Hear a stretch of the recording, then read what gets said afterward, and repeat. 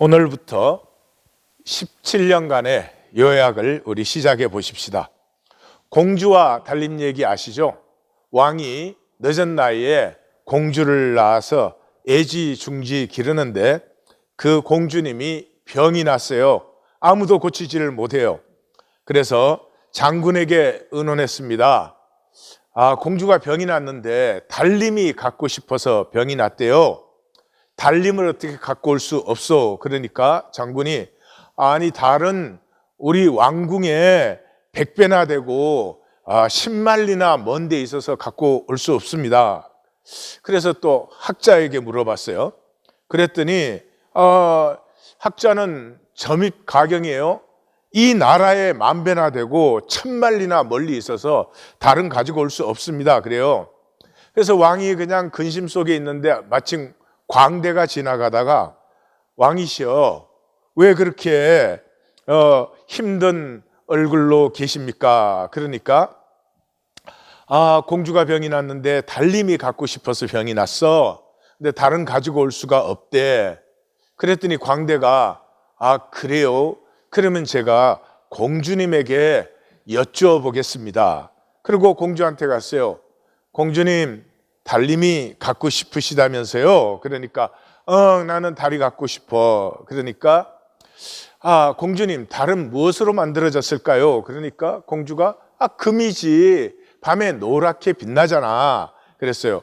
그렇습니까? 그러면 크기는 얼마나 할까요? 그러니까 공주가 내 엄지손가락보다 살짝 작지. 내가 이렇게 엄지손가락을 갖다 대보면 달이 살짝 가려져. 그랬어요. 그렇군요.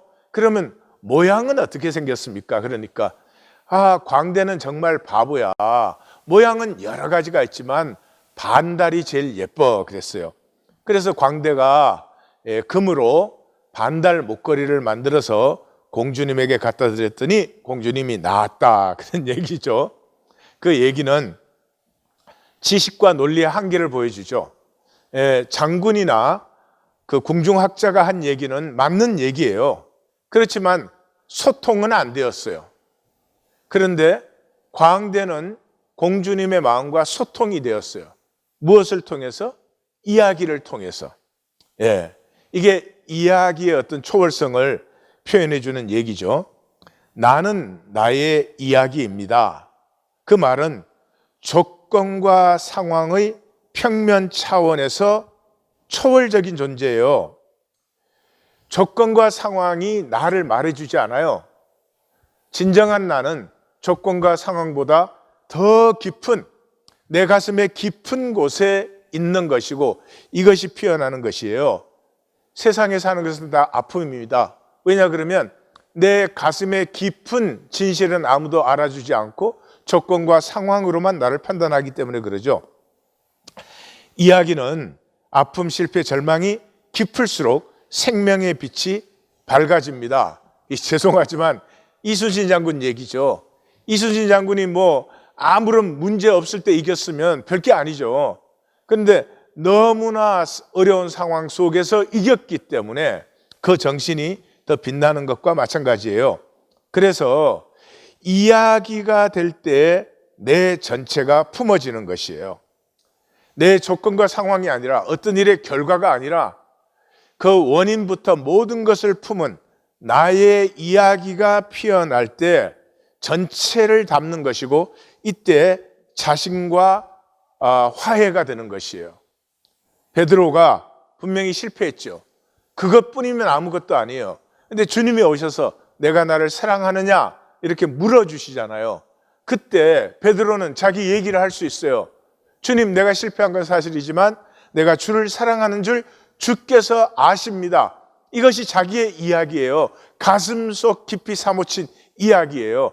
그 이야기를 했을 때 베드로는 자신과 비로소 화해가 될 수 있었어요.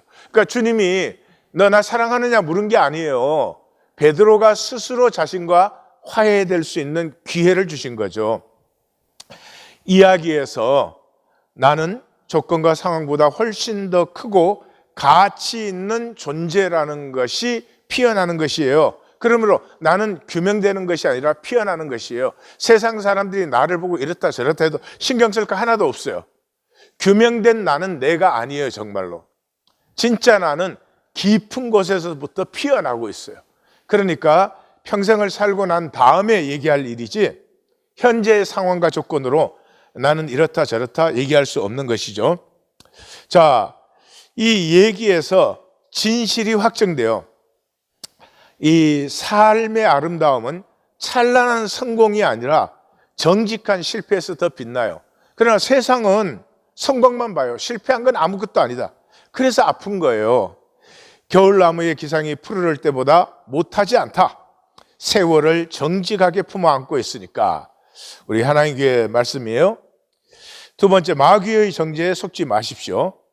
마귀는 뭐요? 현상이 전부다. 현상의 결과가 너다. 돌로 떡 만들어라. 결과 만들어내라. 이런 것이죠. 그런데 나는 현상의 결과가 아니라 아직 못 나타났어도 내 속에 있는 본질이 나예요. 그 본질은 내가 하나님의 형상이죠. 나를 조건 현상으로 평가절하하는 마귀의 거짓을 대적하십시오. 이 현상과 조건은 나의 의미, 나의 가치를 만드는 재료들이지 조건과 상황이 내가 아니다 이 말이죠. 그래서 실패, 아픔, 갈등, 절망이 없는 이야기는 아무런 의미가 없어요. 너무 편안하게 태어나서 편안하게 자라나서 편안하게 살다가 편안하게 죽었다.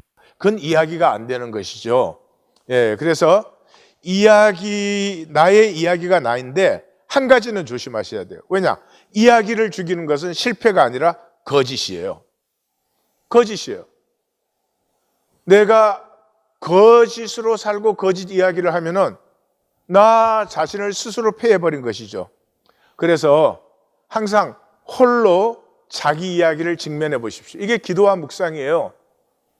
하나님 앞에서 내가 이제 살고 있는 모습과 내 중심을 그대로 얘기해 보시라고요. 그 거짓의 뜨악함을 나 스스로 만나면 거짓이 힘을 잃어요. 그런데 이렇게 자기 진실을 만나지 않고 자꾸 사람들 앞에 만들어 보이게 하다가 보면은 이 거짓에 완전 중독이 돼가지고 이 벗어나지를 못해요. 1820 데일리 브레드는 자기의 진실을 나눌 수 있는 자리예요. 아무리 작아도. 그러므로 1820 데일리 브레드에서 자신의 진실을 감추게 하는 것, 그럴듯하게 포장해서 보이게 하는 것, 다시 말해서 거짓을 나누는 것, 이건 저주 중에 저주예요. 진실일 수 있는 내 자신이어도 정죄가 없는 자리에서 자기 스스로 자기를 폐하니까 이것은 저주 중에 저주예요. 기억하십시오. 이야기를 죽이는 것은 실패가 아니라 거짓이에요. 나는 나의 상체의 한계로 피어나요. 예. 심지어 거짓된 것도 그 거짓을 진실로 나눌 때는 그 아픔 때문에 내가 피어나는 거잖아요. 상체의 한계로 나는 피어나는 것이에요. 이야기를 나누면 꿈이 살아납니다. 그래서 1820 데일리 브레드예요. 이 1820 데일리 브레드는 아픔을 어떤 아픔이든지 저는 아무것도 아닌 것에 나도 모르게 이 거짓을 말해요. 나쁜 의도가 있는 건 아닌데 그게 뭐예요? 우리가 그렇게 살아온 거죠. 이 세상에 사는 삶의 모습이죠. 나만 그런 게 아니라 모두가 그러는데 마귀는 이제 너만 그런 것처럼 해서 이게 계속 속이게 만드는 거죠. 이야기를 상실하면 가족 사이도 메마른 고목이 되는 거예요. 진실된 이야기가 통하지 않는 관계는 실제적으로 그냥 생존하려고 서로 붙어 있는 거지 진정한 관계가 되지 못하죠. 이야기는 저까지 품어 우리의 이야기로 표현하는 이런 아름다운 초월이 거기에 들어있어요. 서부전선 이상 없다는 영화 All Quiet on the Western Front라고 하는 영화는 그 에리 마리아 레마르크 소설을 영화로 만든 것인데 독일인의 관점에서 전쟁을 본 것이에요. 저는 그 영화를 보고 나서 독일인이 친정으로 이해되었고요. 독일인이 정말 1, 2차 대전에서 정말로 얼마나 그 사람들이 불행한 사람들이요, 불쌍한 사람들이요. 그 사람들을 통해서 이 인류의 어리석음을 깨우쳐 주는 것을 비로소 저는 독일 사람들을 품을 수가 있었어요. 예, 그래서 자기들의 그 처절한 거짓과 실패, 광기의 이야기를 스스로 했을 때, 그 적나라함이 드러났을 때 오히려 그 거짓과 광기와 실패 속에 있는 이 인간의 아름다움을 보게 된 것이죠. 예, 이야기에는 저까지 품어서 이야기 속에서는 그냥 우리가 돼요. 교회는 이야기 공동체입니다. 에클레시아라고 하는 단어를 쓰죠. 이게 마태복음에만 3번 나오는 단어예요. 다른 복음서에는 안 나와요. 왜냐하면 다른 복음서에서는 쓸 필요가 없어요. 이 마태복음은 유대인에게 쓰였기 때문에, 유대인은 회당이라는 종교 조직을 가지고 있었어요. 종교단체를. 그러니까 교회는 종교단체가 아니다.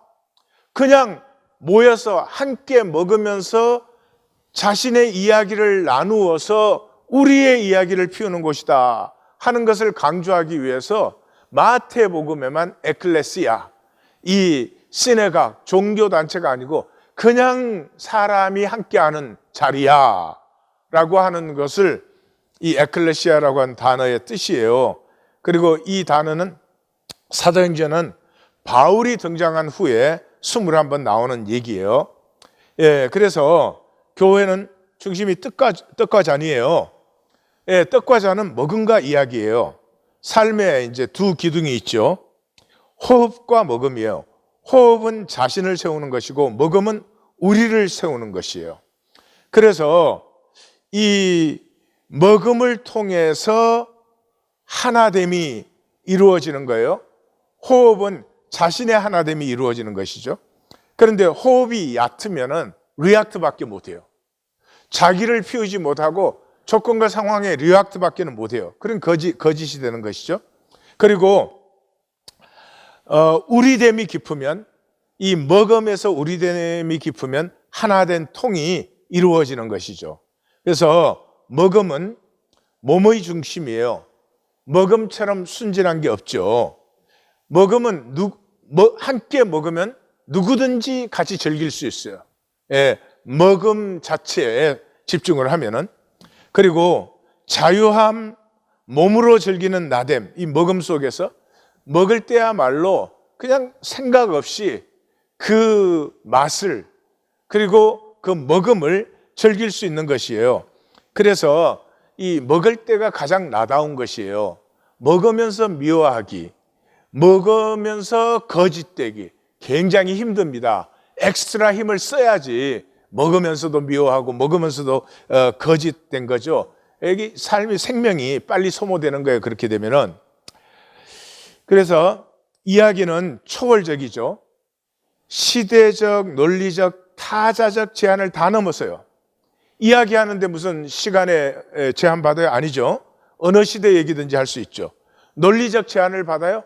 아니, 비논리적인 상상적인 것까지 우리의 의식을 훨씬 넘어서서 얘기할 수 있고, 이 타자적 제한을 넘어설 수 있죠. 이야기 안에서는 누구와도 하나가 될 수 있고 우리가 될 수 있고 그렇게 하는 것이죠. 그래서 이야기에는 치유의 능력이 있어요. 이야기 안에서 나를 허용할 수 있고 너를 허용할 수 있고, 그리고 나와 너가 허용되면은 반드시 행동을 유발시켜요. 그 아픈 이야기, 굉장히 안타까운 사정 신문에 나면은 사람들이 막 이렇게 도움의 손길을 보내잖아요. 행동을 유발시키잖아요. 그 얘기를 들을 때 그건 그 사람의 불행이지 이렇게 되지 않잖아요. 그 사람의 불행 속에서 나도 함께 불행을 느끼고 내 자신의 아픔도 느끼는 것이죠. 그래서 행동이 유발되는 것이에요. 그래서 고린도전서에 보면은 교회는 먹으러 오는데요, 너희가 교회에 모일 때 이렇게 해서 얘기를 쭉 하고는 마감하는 데서는 너희가 먹으러 모일 때요. 그러니까 이게 똑같은 얘기죠. 그래서 고린도전서 10장에 보면 우리가 축복하는 바 축복의 자는 그리스도의 피에 참여함이 아니며 우리가 떼는 떡은 그리스도의 몸에 참여함이 아니냐. 떡은 하나요 많은 우리가 한 몸이니 이는 우리가 한 떡에 참여함이라.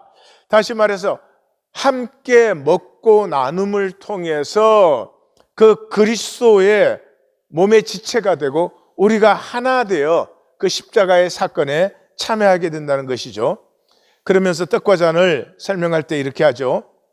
내가 너희에게 전한 것은, 전했으니까 뭘 전해서 이야기를 전했죠. 주께 받은 것이니 곧 주 예수께서 잡히시던 밤에 떡을 가지사 축사하시고 떼어 이르시되 이것은 너희를 위하는 내 몸이니 이것을 행하여 나를 기억하라 하시고 19에 또한 그와 같이 잔을 가지시고 이르시되 이 잔은 내 피로 세운 내 언약이니 이것을 행하여 마실 때마다 나를 기억하라 하셨으니까, 기억하라, 뭘 기억하라는 거예요? 예수 그리스도의 이야기를, 특별히 십자가의 이야기를 기억하라는 거죠. 너희가 이 떡을 먹으며 이 잔을 마실 때마다 주의 죽으심을 그가 오실 때까지 전하는 것이라. 주님이 다시 오는 그날까지 우리는 예수 그리스도의 얘기를 나누는 사람들이에요. 자, 그러면 이 예수 그리스도의 얘기를 나누는 건 교리적인 얘기를 하는 게 아니죠. 주님 안에서 나의 얘기예요. 예, 주님의 얘기를 만난 나, 주님의 십자가의 이야기를 만난 나, 주님 안에 나의 이야기를 나눌수록 내 존재감이 안정되어져요. 막 잘나야 되고 못나면 안 되고 실패하면 불안하고 남들이 어떻게 볼까 막 불안했던 그 거짓 존재의 그 위기감이 주님 안에 나의 이야기를 나눌수록 그 허상은 사라져요. 그리고 점점 더 존재가 안정되어져요. 그래서 조건과 상황에 담대해져요. 그럴 수도 있지. 그런 일도 지나가는 것이지. 그런 시간도 있을 수 있는 것이지. 이렇게 능력과 자신감이 상승되어지는 것이에요. 그래서 함께 모여서 먹으면서 예수 그리스도의 이야기를 나눌 때, 그 예수 그리스도를 만난 나의 이야기를 나눌 때 나는 나로서 담대해지며 하나님이 나를 창조하신 후에 주신 복과 건세가 비로소 회복되기 시작하는 거예요. 그 대표적인 사람이 바울이죠. 바울은 살아있는 동안 별 환영을 못 받았어요. 가는 데마다 쫓겨나고 같은 그리스도인들에게까지도 배척을 받고 로마 옥에 갇혔을 때는 그리스도인들이 바울이 사형 언도받게 하려고 막 그 복음을 전가하는 걸로 오히려 어지럽게 만들고 이런 참 불쌍한 분이었어요. 그 복음 전한 게 몇만 명에게 전했어요? 아니죠. 극히 소수에게 전가했습니다. 그리고 그 평생은 예수를 만난 후에는 고난과 박해의 삶이었어요. 그리고 그 마지막 생의 마지막 감옥에서도 굉장히 외롭고 외로운 순교를 했잖아요. 디모데후서 4장 10절에 보면은 데마는 이 세상을 사랑하여 나를 버리고 데살로니가로 갔고 그레스게는 갈라디아로, 디도는 달마디아로 갔고 다 바울을 떠났어요. 16절 내가 처음 변명할 때 나와 함께한 자가 하나도 없고 다 나를 버렸으나 그들에게 허물을 돌리지 않기를 원하노라. 인간으로 보면 이 이상 불쌍하고 외로운 삶이 없죠. 고생만 하고 이게 뭐예요? 그러나 그는 천천히 흐르는 실로아의 물결 속에서 성경의 저자가 되었고 성경 66권 중에 가장 중요한 저자가 되었죠. 종교를 폐한 실제 사람이 되었고 역사의 새 물결을 일으켰죠. 예, 아놀드 토인비는 역사의 연구에서 바울을 싣고 가는 배는 유럽을 싣고 가는, 유럽 전체를 새롭게 해버렸죠.